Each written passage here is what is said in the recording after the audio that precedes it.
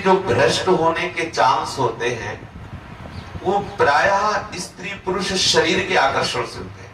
जैसे आज आपने अच्छा पदार्थ पा लिया, कोई विशेष फर्क की बात नहीं। आपने थोड़ा धन संग्रह कर लिया, विवेक हुआ, आपने साधु भंडारा कर दिया, कोई हानि नहीं हुई। आपकी बड़ी यश कीर्ति हो रही, थोड़ा सुलझ गए, समझ गए कि भगवत संबंध से यश कीर्ति हो रही, वो आपको फंसा नहीं पाए। एक विशेष फंसने का, भ्रष्ट होने का चांस होता है स्त्री पुरुष का आकर्षण।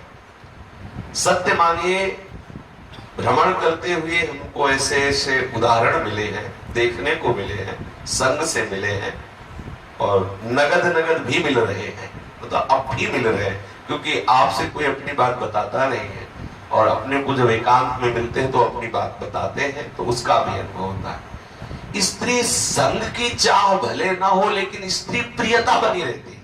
ध्यान रखना, स्त्री साधक के हृदय में पुरुष संग भले ना हो पावे, लेकिन पुरुष की प्रियता बनी रहती है, पुरुष शरीर की प्रियता बनी रहती है। ये देखा, मतलब सूक्ष्मता की बात, ठीक बात समझ लीजिए। यदि आप विषयी पुरुषों का दर्शन करेंगे तो विषय संयोग की लालसा होगी। संगम त्यजेत मिथुन प्रतिनाम मोक्षो सर्वात्मनान विसृजेत बहिरिंद्रियाणि। ये सौभरी जी का अनुभव है, उन्होंने इस श्लोक कहा है। जहां माताएं बहनें हो, हम उस साधक को बहुत हेय समझते हैं जो साधना में इस बात की छूट करता है, स्त्रियों से बात करता है, स्त्रियों की तरफ देखता है। किसी की ताकत है तुम्हें आदि तरफ अंगुली कोई उठा सके? जैसे किसी साधक ने आज अब बताया कि हमको किसी ने ऐसा कहा, अगर तुम गलत नहीं होगे तो तुम्हारी तरफ अंगुली उठाने की किसी के सामर्थ्य नहीं है, निश्चित समझो। हाँ, ये जरूर हो सकता है तुम 10% गलत हो तो 90% और जोड़ के 100% कह देगा। ध्यान रखना, कोई भी साधक किसी भी माता बहन की तरफ देखा तो निश्चित पति तो हो जाएगा, उसे कोई नहीं रोक सकता, क्योंकि दृष्टि से संग। एक मछली की क्रीड़ा को देखकर सौभरी महाराज ने अपना अनुभव कहा है। ये बिल्कुल साधक को सावधान रहने की जरूरत है, भ्रष्ट होने का चांस ही न दिया जाए। आंतरिक जब मन विषय का चिंतन करे, उसी समय सावधान होकर पुकारो, उसी समय सत्संग करो, उसी समय भागो और किसी ऐसे संत के समीप जाओ जो तुम्हें बल प्रदान कर सके। तत्काल आप मन पर शासन कीजिए, और अगर ऐसा कोई संयोग ना मिले तो फिर प्रगट में वहां मत रुकिए जहां ऐसे विषय सामग्री का बाहुल्य हो, संयोग हो, जहां माताएं बहनें रहती हो, जिनका देखना सहज में हो रहा हो, जहां ऐसे आश्रम में तो रहना ही नहीं चाहिए साधक को जहां माताएं बहनें सहन करती है और वही तुम्हारा बगल में कमरा। कभी नहीं होना चाहिए। भीख मांगे, खाए, फुटपाथ में भरे पड़े, अपने जीवन को नष्ट न करें। बहुत कम समय है, हमने देखा है 70-70, 90-90 वर्ष की अवस्था में भी स्त्री प्रियता, पुरुष प्रियता बनी रहती है। मन बहुत बेईमान, थोड़ी देर के लिए आपको सिद्ध बना देगा, इसके बाद वो क्या दुर्दशा करेगा आप सोच भी नहीं सकते।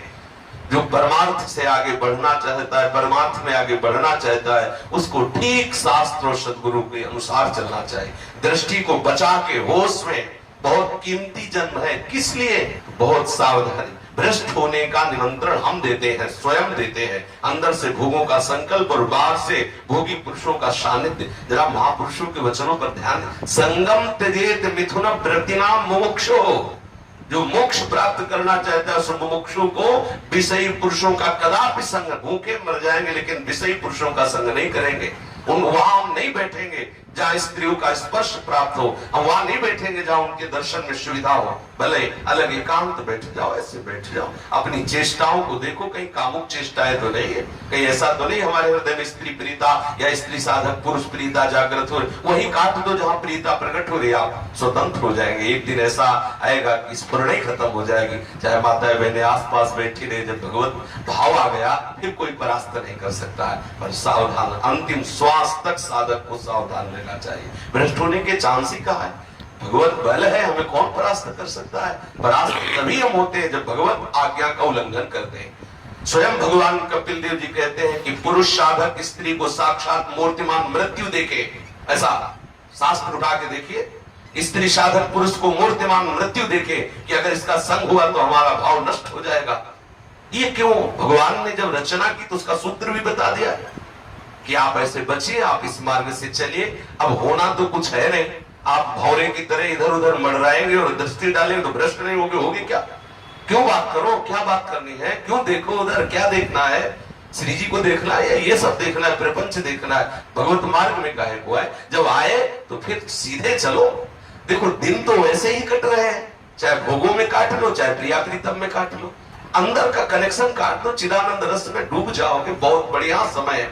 आगे समय नहीं मिलेगा, भजन करने का नहीं मिलेगा, पक्का समझ लो। बार बार इसलिए करें, सब अन्न दूषित होता चला जा रहा है, संग दूषित होता चला जा रहा है, वातावरण दूषित होता चला जा रहा है। हम कैसे अपनी इंद्रियों को संयम में कर पाएंगे?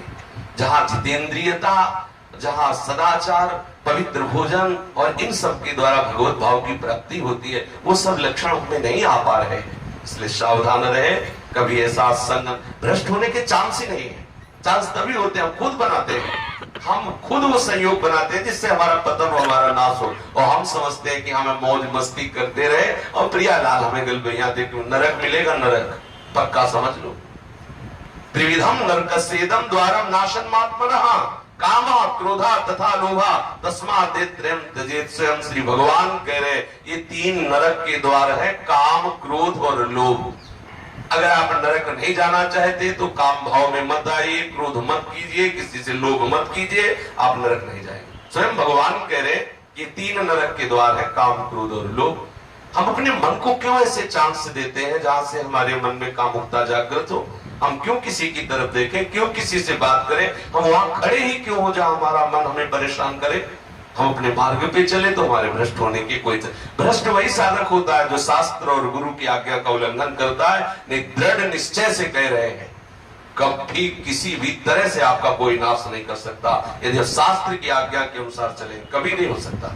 आप नजर झुका के रखिए, कभी कोई बात करने का संयोग, हम तो कहते हैं साधक को बात करने का संयोग आएगा ही क्यों आएगा? हमारा केवल उद्देश्य है उदर पोषण, तो गए राधे श्याम बोला, आंख नीची करके मधुकरी ले ली, रास्ता देखने के लिए नेत्र नीचे आए, ठाकुर दर्शन किए, नीचे नेत्र किए, किसी की तरफ देखने नहीं तो रास्ता ही नहीं बचा। हम श्रवणेन्द्रिय को, नेत्रेंद्रिय को अपने शासन में रखें, कोई कामुक बात न सुने, कामुक दृश्य न देखे, तो अंदर छोटी मोटी स्फुरणाएं हुई भगवत भजन से शांत हो जाती। हम सबके हृदय में उत्पन्न होती, ऐसा नहीं। जब तक भगवदाकार वृत्ति नहीं हो जाती तब तक ये विकार रहता ही है। पूर्व संस्कार जन्म जन्मांतरों के हैं, उनको हटाते रहना चाहिए। और एक दिन ऐसा आता है हृदय एकदम शांत निर्मल, जब घर में खाने को मिलता है तो बाहर झूठी झूठी पत्तले चाटने की इच्छा नहीं होती। निज सुख बिन मन होई कि थीरा, जब अपना मन परमात्मा सुख में, कहाँ मलमूत्र के शरीरों में कोई राग करेगा जिसको भगवत चरणारविंद का अनुराग प्राप्त है।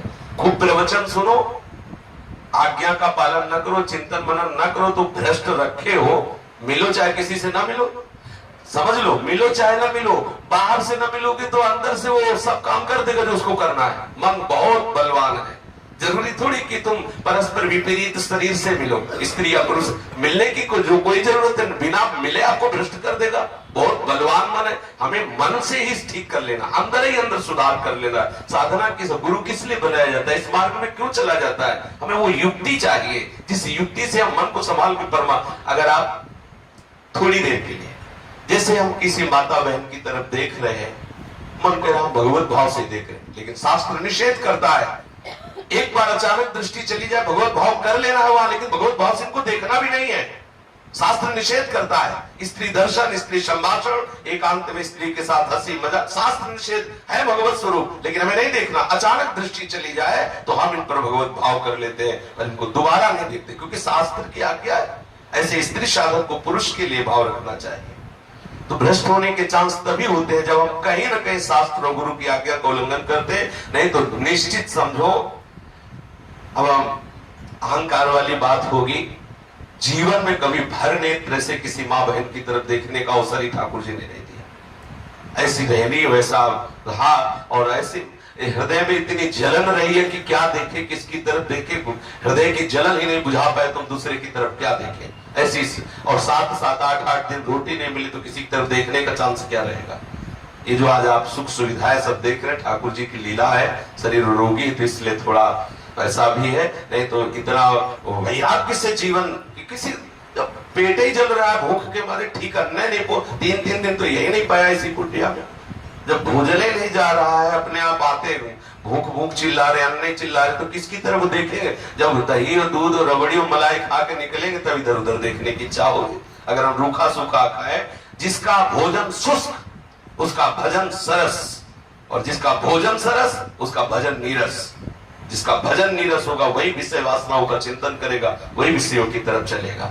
एक बार भगवान के चरणारविंद में मन लग जाए, कहीं भी रखे कैसे भी रखे क्या फर्क पड़ता है। पर साधक को बहुत सावधान रहना। जो भ्रष्ट आचरण करते रहते हैं ना, और समझते हैं हम बहुत ज्ञानी है, बहुत ये उपासना वो कर लो मनमानी, परिणाम जब आएगा तो अपने आप तुम्हें भोगना पड़ेगा। परिणाम की तरफ साधक परिणाम की तरफ देखता, विषय प्रत्यक्ष अभी तत्काल सुख मिल रहा, परिणाम की तरफ, अज्ञानी परिणाम की तरफ नहीं देखता। आपकी साधना में आपको क्या सुख मिला, श्री हरिवंश प्रमाण मनम, आपका मन ही आपका प्रमाण है। आपका मन आपको प्रमाणित करेगा कि आपकी साधना ठीक चल रही कि नहीं चल रही। आज सुबह सुन रहे थे कि साधक को आप निरीक्षण करते रहना चाहिए। यदि शीतलता, शांति, क्षमता, भगवत चिंतन ये बढ़ रहे हैं तो आपकी साधना ठीक चल रही। अगर विकार बढ़ रहा है तो आपके साधन में त्रुटि, आप उसको खोज लीजिए। सत्संग किस बात का होता है? सत्संग दर्पण है, आपको दिखाता है कि आपका चेहरा कहाँ दागी हो रहा है, अंतःकरण आपका कहाँ गलत हो रहा है, आप कौन से आचरण में गलत हो रहे हैं। अगर आप ठीक से चलेंगे तो भ्रष्ट होने के चांस है ही नहीं। बिल्कुल निश्चित समझ लीजिए, सब रूपों में श्री भगवान है। आप ठीक से चलोगे तो कृपा करके आपको बाधा पहुंचाएंगे ही नहीं, और आप अहंकार कर देंगे तो इन्हीं में से कोई एक ऐसा तैयार हो जाएगा, तुम्हें नाक रगड़नी पड़ेगी, तुम्हें घुटने टेक देने पड़ेंगे, तुम्हारा नाश हो जाएगा। ये भगवान ही सब रूपों में है, और काम रूप में, क्रोध रूप में, लोभ रूप में, मोह रूप में, मद रूप में, वही है, दूसरा कोई नहीं। भ्रष्ट कैसे हो सकते हैं? क्योंकि वही सब रूपों में। आप जहां आप अहंकार करेंगे, जहां आप विपरीत आचरण करेंगे शास्त्र के विरुद्ध, वही कोई न कोई रूप लेके आपको रौंद देंगे, परास्त कर देंगे। इसलिए भ्रष्ट होने का चांस उसी साधक को है जो शास्त्र और सदगुरुदेव की आज्ञा के विपरीत आचरण करता है।